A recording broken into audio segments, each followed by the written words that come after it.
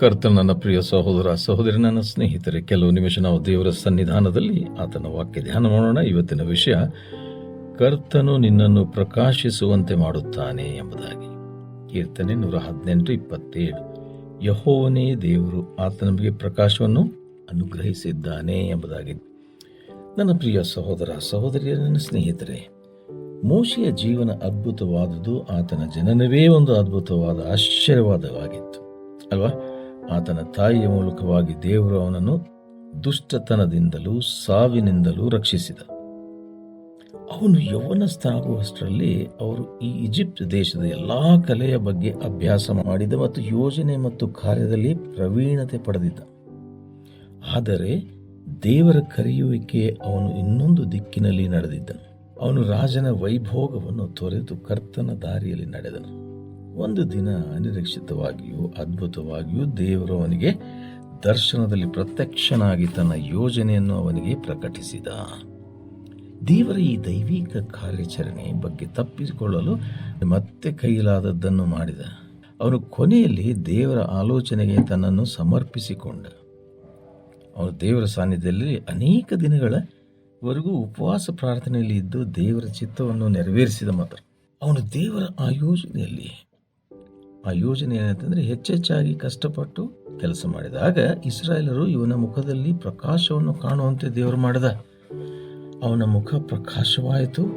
ಐಗುಪ್ತರನ್ನು ಬಿಡುಗಡೆ ಮಾಡುವ ದೊಡ್ಡ ಕಾರ್ಯ, ಐಗುಪ್ತದಿಂದ ಬಿಡುಗಡೆ ಮಾಡೋದಕ್ಕೆ ದೊಡ್ಡ ಕಾರ್ಯಾಚರಣೆ ಮಾತ್ರ ದೇವರು ಕೊಡಲಿಲ್ಲ, ಆದರೆ ಬಲ ಮತ್ತು ಶಕ್ತಿಯನ್ನು ಕೊಟ್ಟು ಕಾರ್ಯಾಚರಣೆ ನಡೆಸಲು ಮಾಡಿದನು. ಕೊನೆಗೆ ಅವರಲ್ಲಿ ಅವನನ್ನು ದೊಡ್ಡ ನಾಯಕನಾಗಿಯೇ ಪ್ರಕಾಶಿಸುವಂತೆ ಮಾಡಿದರು. ದೊಡ್ಡ ನಾಯಕನಾಗಿ ಮಾಡಿಬಿಟ್ರು ಅವನು. ನೋಡಿ, ಒಂದ್ಸರಿ ಏನಂತಂದರೆ, ಒಬ್ಬ ಮಹಿಳೆ ತನ್ನ ಕುಟುಂಬ ಜೀವನದಲ್ಲಿ ಸಂತೋಷವಾಗಿರಲಿಲ್ಲ. ಮೋಶೆಯಂತೆ ಅನೇಕ ಶೋಧನೆಗಳಿಗೆ ಒಳಗಾಗಿ ಈ ಜೀವನದಲ್ಲಿ ಏನನ್ನು ಸಾಧಿಸಲು ಯೋಗ್ಯಳಲ್ಲ ಅಂದ್ಕೊಂಡ್ರು ನಿಜ. ಆದರೆ ಅವಳ ಜೀವನದಲ್ಲಿ ಅವಳು ಅಸಂತುಷ್ಟಳಾಗಿದ್ಲು. ಇತರರು ಇವಳ ಬಗ್ಗೆ ಕಹಿಯಾಗಿಯೂ ಕೋಪಗೊಳ್ಳುವಂತೆಯೂ ಮಾಡಿತು.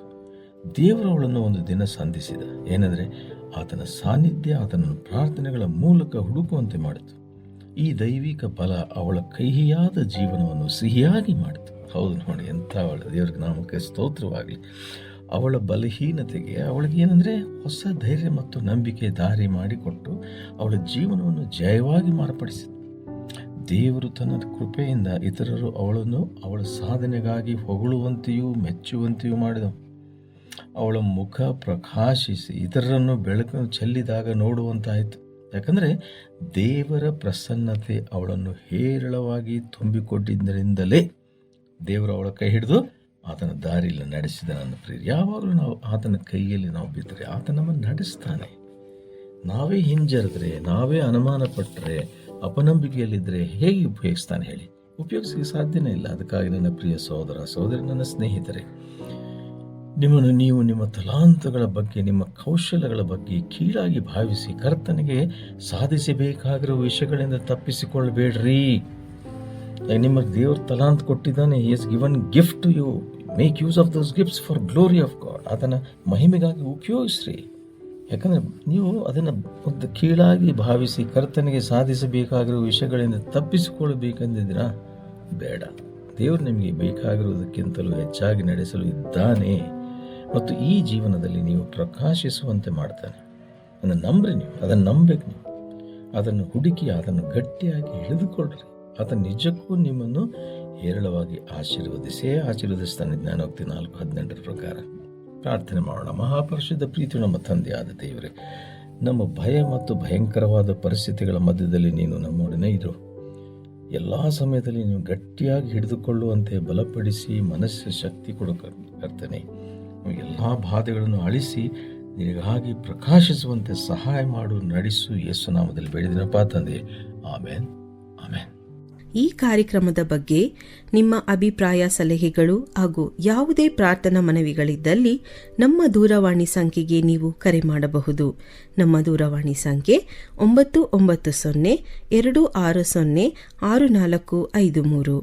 ನಿಮ್ಮ ಅಭಿಪ್ರಾಯಗಳನ್ನು ಇಮೇಲ್ ಮೂಲಕವೂ ನಮಗೆ ತಿಳಿಸಬಹುದು. ನಮ್ಮ ಇಮೇಲ್ ID info@fibaonline.org. ವಂದನೆಗಳು.